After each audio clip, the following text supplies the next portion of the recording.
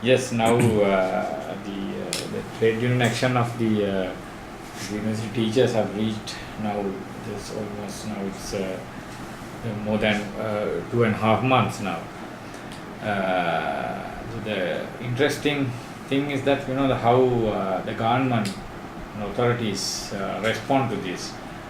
And if you if you follow the government supported the media campaign and the propaganda campaign, you see quite a negative picture. This malicious campaign is launched against the individuals who are taking part in the front line of the struggle, and also this against the entire trade union action.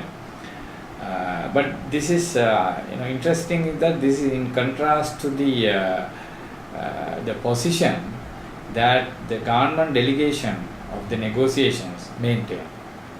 So they maintain a position that there is a serious problem to be addressed, right?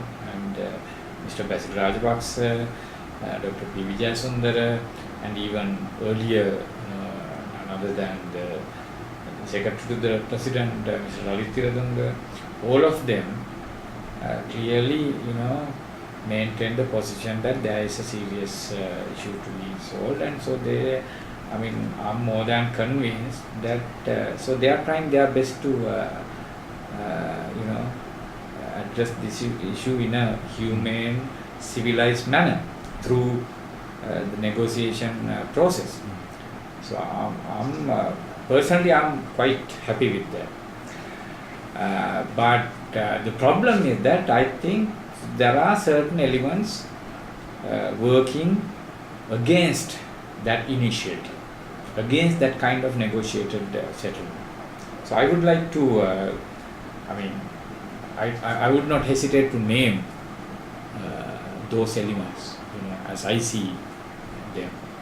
So I think this it is quite obvious that Minister S.P. Disanayake is not happy with that kind of negotiated settlement, right? So because what would happen if this we can reach a kind of settlement, negotiated settlement, that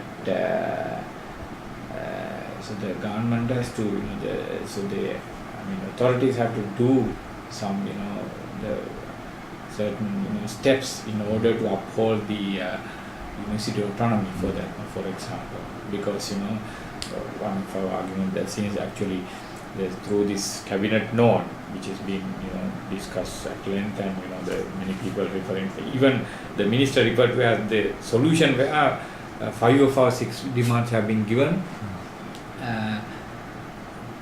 recognize the university autonomy.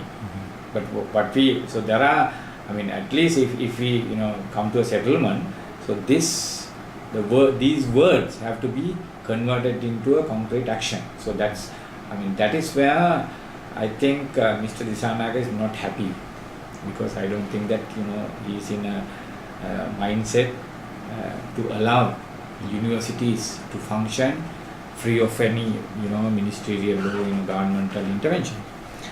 So that is one element. Other thing is that he has a different approach to his political the behavior. He has a as a politician, everyone knows his approach, and that is a different story. But when it comes to university governance, we cannot tolerate that kind of approach, right? So that is one factor that works against kind of negotiated settlement propagated by like Mr. Basil Rajapaksa and so on.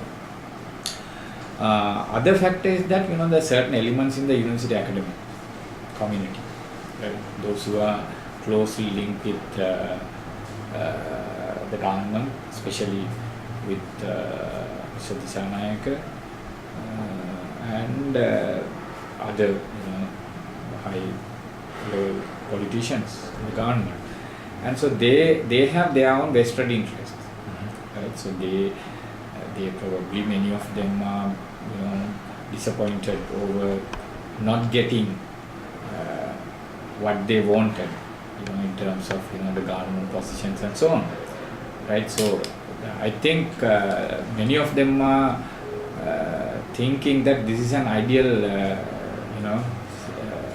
opportunity for them to show that they are, how loyal they are to authorities, and get a kind of something in return, right? So once so this is after as what they think, after this action being suppressed, right? So that is the so those are the two factors, in my view, that are working against a negotiated settlement. Right.